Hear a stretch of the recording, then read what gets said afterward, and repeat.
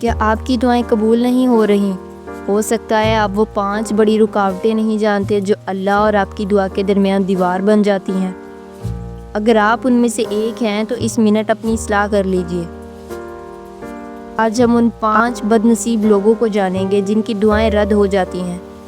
یہ ویڈیو آپ کی عبادت اور آپ کی کمائی کی طرف آپ کے نظریہ بدل دے گی۔ غفلت اور لاپرواہی سے مانگنے والے کی دعا قبول نہیں ہوتی۔ رزق حرام کھانے والوں کی دعا قبول نہیں ہوتی۔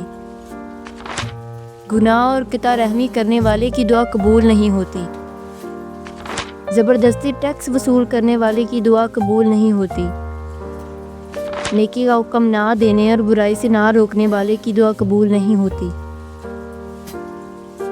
اپنے آپ کو ان لوگوں کے لسٹ سے نکالیے۔ اس ویڈیو کو لائک اور سبسکرائب کریں تاکہ آپ اپنی عبادت میں کوئی کمی نہ چھوڑیں اور آپ کی ہر دعا قبول ہو۔ اللہ حافظ۔